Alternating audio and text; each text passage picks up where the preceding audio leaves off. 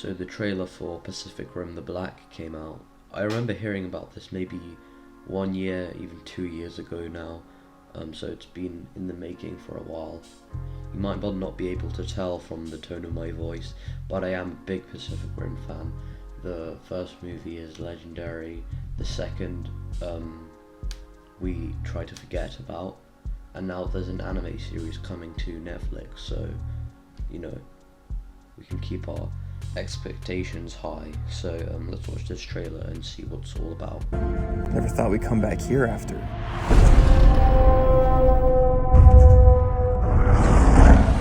After we barely escaped with our lives? All I know is we're going to get the hell out of here. Could really use your help. Right, so what we already know is that there's this pair of siblings and they've come back to Australia, which is now overtaken by Kaiju. We can see it's a wasteland or something, and we see our first Kaiju, and I don't know what to tell you. The Kaiju designs are going to look different from the movies because it's an anime, but it looks too humanoid. It doesn't feel like an alien animalistic creature from a different world. It feels more like a monster from a children's book, and then it attacks them when they were children or younger, I guess, and it has this hand claw thing, and yeah, it cuts away from that. Yeah, and then we see them once again in Australia, I think, and they need to get out basically. So I'm pretty sure that's where the plot will start off from. You know, the guy, he looks like your average anime protagonist, man, guy, teen, and the girl just looks like an anime girl. We don't really know that much about them yet, but let's keep watching.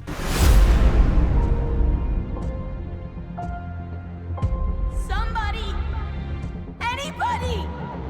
We hid from the world for 5 years. This is not living. We're just waiting here to die. We're waiting for Mom and Dad. They're never coming back.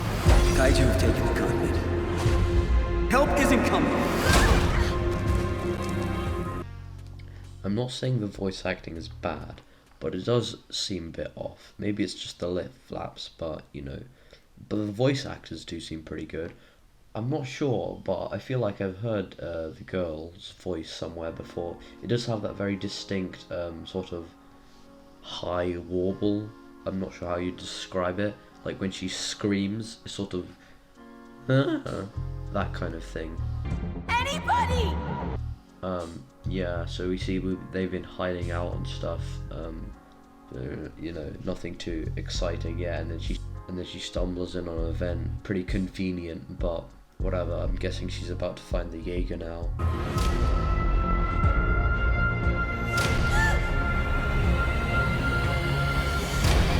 Oh my god, oh my god, oh my god! I'm gonna say something about this Jaeger. I kind of hate its design. Like, okay, for positive, first of all, the CGI looks pretty good, not just for the Jaeger, but for the character designs, the setting, and the Kaijus as well. But this Jaeger, I know it's a cartoon, silly movie about robots, but why would anyone realistically ever paint it this way? You know, I mean, at least in the original, the color schemes were a bit, you know, a bit extravagant, but they stayed with one style. And another thing is that this Jaeger looks a bit boring, not gonna lie. Like, each of the original Jaegers and the ones in Uprising, they each had something unique, not just their color schemes, but there was something always distinct about them, you know. Gypsy had its sword, its collar thing, its nuclear reactor in its chest. Striker Eureka was, you know, white and speedy. It had the orange visor and the chest cannons. Cherno had that big thing on its head. Typhoon had 3 arms and was sort of more droid-like. And then, you know, the other ones in Uprising, I can't be bothered to remember their names. But yeah, they all had something distinct and unique, which made them feel more like robots in a kaiju movie. And this one just seems a bit boring. I mean, obviously they haven't showed us everything yet, but right now it doesn't look like it has anything special up its sleeve. It just looks like a rainbow-coloured robot toy from Walmart. Welcome, Cadet. I am Loa, Why did you enter this facility through the roof? Shortcut. And why did you not use the ladder? Shorter cut? We have a fighting chance to find Mom and Dad. Yeah, this guy really wants to find Mom and Dad. At the end you could hear the few notes from the original Pacific Rim theme, which is brilliant, and We have a fighting chance. you know, why wouldn't you use it? It's epic. It's full of really broad horns and powerful sounds which really make the Jaegers feel a lot more impressive. Yeah, so I'm glad that they're relating back to that. We can see that the insides of the Jaegers are a bit more advanced now because they have that AI. I don't remember if it was in Uprising, but it definitely wasn't in the original, so I'm assuming this takes place after. We have a bit of comedy, I was doing air quotes there, but yeah, we see them suiting up. Their suits are a bit more sleeker this time, and I can't really see any of that mechanical stuff around them, you know, the fucking piston things and the tube that connects to their helmet. That's all gone, I guess. Yeah, so they've suited up in this Jaeger. I hope they at least give these kids some sort of knowledge about Jaegers, because otherwise they'll just, you know, kid manages to pilot / use ancient alien device they have no idea about, cliche. But yeah, so they've got the Jaeger now. Let's see it. It's like the world's gone crazy. Small kaiju. Him. I don't know what's necessary or right. Listen to me. We'll show them what we can do. I advise immediate retreat. Wrong advice. There's a lot to unpack here, so let's start from the beginning. Brief card. We can actually see the Pacific Rim portal behind the text, so that's a nice little reference. Then we can see the show is going to be centered around the brother and sister relationship, which is good, I guess. We need an emotional core, and we haven't seen a brother and sister yet, so. And then we see some stuff. They call them small kaiju, and they're kaiju dogs, which I don't know why.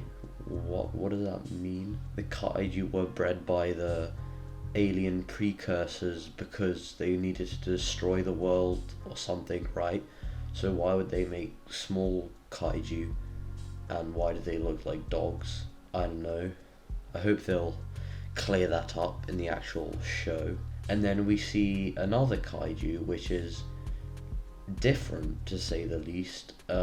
It's quadrupedal, and instead of that blue glow that all the kaiju has, it has sort of more of an orangey red, like lava. And it was chasing them across the desert. I don't know what to unpack from that exactly. And then we also see this kid who's like sticking to the glass of a Jaeger, and I hope they didn't go all supernatural and stuff. I do want the core to remain about robots fighting monsters, but we don't really know anything about him, so we can't jump to a conclusion. Yeah, he's basically just referred to as a weird kid, so there's that. Together. Ah! We keep going. Our turn to fight. And if we're lucky, we'll survive the day.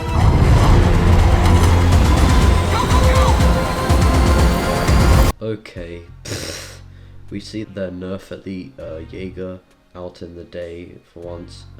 Yeah, I don't really have anything to say about it. It looks like a nerf gun. It's just a robot really. And then they fight the Jaeger, there's an explosion. We briefly see that weird kid again. He's sort of standing there dramatically, so he might have a deeper connection to the kaijus than we thought. And then you see tentacles and then we see the kaiju dogs again. They're being chased with something in their hands. I'm not sure what that is exactly. And then we also see some guy, and he's got 2 crystal balls or something in his briefcase, so I'm assuming he's the human villain. And you know, we haven't really seen a human villain yet, because why would we? We don't really care about the humans that much.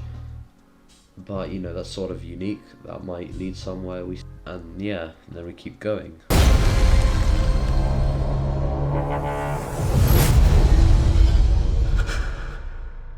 What is that?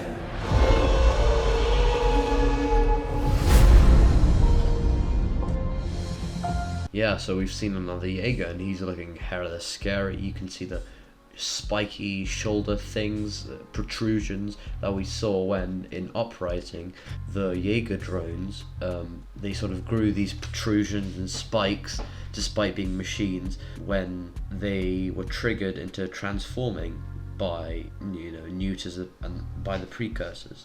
So that probably has something to tie in. Maybe it was triggered to transform, but it sort of didn't let it control their mind, because we didn't really see what happened to those mind-controlled Jaeger monster drone kaiju things at the end of Pacific Rim Uprising. So maybe he's sort of a rogue one, because he actually does help them out, and despite looking like a villain, he did help them out, so you know. And then we see this sort of skull shape, which is probably just representing a kaiju head or something, and the text, Pacific Rim the Black. We don't really know what the black is yet, but I don't know, pretty menacing subtitle. So yeah, that was my analysis of the Pacific Rim trailer. In total, I think we saw 4 kaiju and also that scary looking Jaeger. So I hope you enjoyed. Remember to subscribe, and okay, bye.